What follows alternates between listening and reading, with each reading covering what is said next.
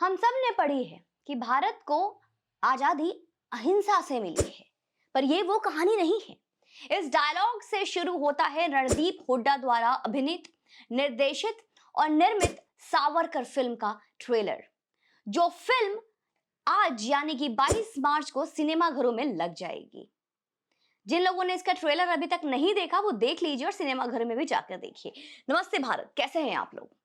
तो हम सबके इंतजार का अब हमें सफल फल मिलने वाला है। स्वतंत्र वीर सावरकर जी पर बन रही फिल्म सावरकर आज हम सबके सामने होगी। 3 मिनट 22 सेकंड के इसके ट्रेलर से पूरे भारत में हड़कंप मचा दिया है।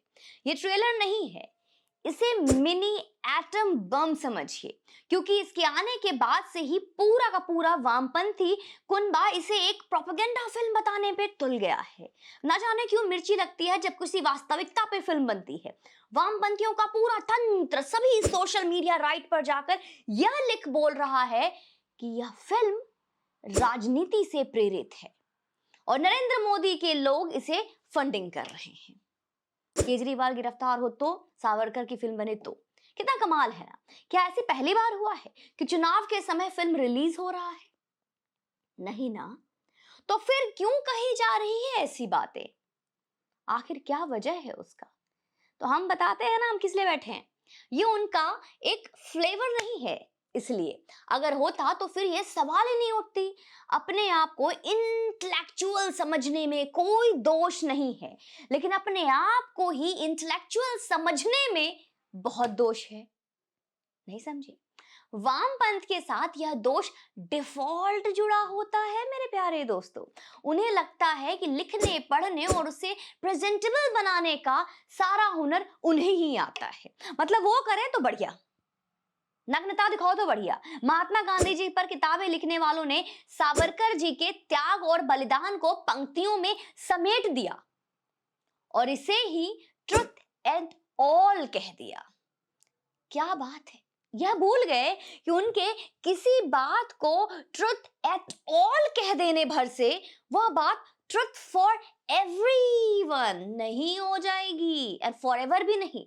रणदीप हुड्डा ने ट्रुथ एट ऑल की कमीज फाड़ दी है और पूरे भारत के सामने ट्रुथ फॉर एवरीवन को लेकर आए हैं। इस फिल्म के बनने की कहानी भी बहुत दिलचस्प है। पहले इसे मराठी कलाकार महेश मांजरेकर निर्देशित कर रहे थे दोस्तों, और फिर अचानक उनके और फिल्म के अभिनेता रणदीप हुड्डा के बीच अनबन हुआ। अनबन पैसों को लेकर नहीं था, अनबन थी फिल्म की कहानी को लेकर। दरअसल हुआ यह कि रणदीप हुड्डा ने अपने अंदर सावरकर को लाने के लिए सावरकर पर लिखी कुछ ऐसी किताबें पढ़ डाली जो सत्यता के पैमाने पर खरा सोना था। लेकिन वामपंथ के मकड़ जाल में ना तो कभी बेस्ट सेलर बनी है और ना हम सब के मेज तक पहुंची। हुड्डा ने जब किताबें पढ़ी, उनकी सत्यता को परखा और उससे फिल्म की कहानी की तुलना की, तो उन्हें कहानी ऊंट के मुंह में जीरा लगी। उन्हें लगा कि जो कहानी हम ला रहे हैं वो तो इस कहानी के मुकाबले 10% भी नहीं है जो हम ला सकते हैं। वह बात जब महेश मांजरेकर तक पहुंची तो जनाब के होश उड़ गए। उसकी एक ऐसी चोरी पकड़ी गई जो ना पकड़ी जाती अगर हुड्डा किताबें पढ़ते ही नहीं। जय हो सरस्वती मैया की। महेश सावरकर का नाम लेकर एक ऐसी फिल्म बना रहे थे जो सब कुछ एक साथ साध रही थी, दर्शक भी और आलोचक भी। अगर फिल्म पिट जाती तो पैसा निर्माता का जाता और नाम सावरकर का। महेश सावरकर पर फिल्म बनाकर भी लिबरल्स के अपने बने रहते। महेश मांजरेकर ने रणदीप हुड्डा को समझाया कि जो बन रहा है ना भैया, बन जाने दो, अपनी फीस लो और मजे करो। लेकिन सोचिए, जिस आदमी के बारे में अंग्रेज यह बोला करता था कि Savarkar is the most dangerous Indian, he can convince you for anything, anytime, and almost he convinced us all to a point that we are wrong. यानी कि सावरकर सबसे खतरनाक भारतीय है। वह आपको किसी भी बात के लिए राजी कर सकता है।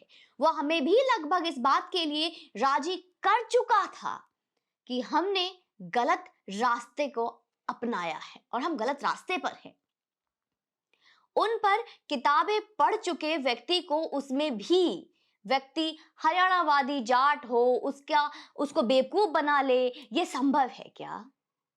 मतलब है क्या कि एक हरियाणावादी जाट को जिसको कोई लेना देना नहीं है पॉलिटिक्स से, रदीम चुके कि अब सब कुछ फिल्म वहीं बनकर आएगी, जानते थे वो, उन्होंने पढ़ा है, तो फिर महेश मांजरेकर ने फिल्म से किनारा कर लिया और फिल्म के निर्देशन की जिम्मेदारी भी रणदीप हुड्डा पर आ गई। वह चाहते तो 4 कदम पीछे हट सकते थे।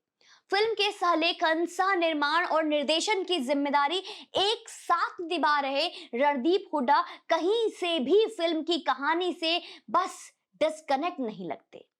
जितना ट्रेलर से में दिखाया गया ना दोस्तों, अहिंसा नाम के उस बुलबुले का फूटना इस फिल्म की सबसे बड़ी उपलब्धि होगी, जिसे हमारे स्वतंत्रता के आधार बताया जाता है कि चरखे से, अहिंसा से आजादी मिली। जिन अंग्रेजों ने जुल्म की सारी इंतहाई पार कर दी हो, वो अहिंसा के बल पर देश के भगाए जा सकते हैं, ये सोचना ही मूर्खता है। और फिर अभी भी नहीं, सभी कालखंड में दुष्ट ऐसे ही निपटे गए हैं जैसे सावरकर जी इस फिल्म में बताने वाले हैं। राजा राम और श्री कृष्ण जो स्वयं परमपिता हैं, उन पर हमारे सामने आदर्श स्थापित करने का दायित्व है दोस्तों।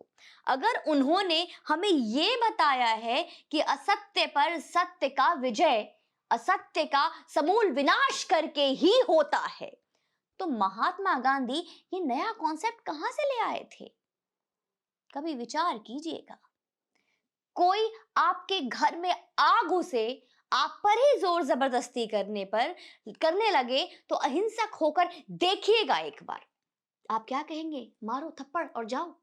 आपका महात्मा गांधी वाला कॉन्सेप्ट क्लियर हो जाएगा दोस्तों। स्वतंत्र वीर सावरकर पर हम कई वीडियो पहले भी बना चुके हैं और उनकी कहानी को आप सबके बीच कई बार मैं ला चुकी हूं, लेकिन यह वीडियो करना इसलिए आवश्यक है ताकि इस फिल्म का प्रमोशन हो। इसलिए इस वीडियो को अगर 100 लोगों से भी प्रेरित होते हैं तो इसे थिएटर तक पहुंचाना मेरा और आपका दायित्व है। तो वीडियो को आप इस वीडियो को शेयर करें और लोगों तक पहुंचाएं कि अब ये फिल्म आज आपके, सिर्फ ये फिल्म ही नहीं है, ये वह सच्चाई है जो आपसे बहुत वक्त से, वर्षों से छिपाया गया है दोस्तों। तो अब आप टिकट बुक कराइए, फिल्म देखिए और जाइए, जानिए, समझिए कि वाकई में स्वतंत्रता सिर्फ अहिंसा और चरखे से मिली है क्या? खुद ही समझ जाएंगे। बाकी आपको ये वीडियो कितना इंफॉर्मेटिव लगा ये भी अवश्य बताइएगा। चैनल पे यूं ही बने रहें और अपना प्यार यूं ही देते रहें। जय हिंद, वंदे मातरम।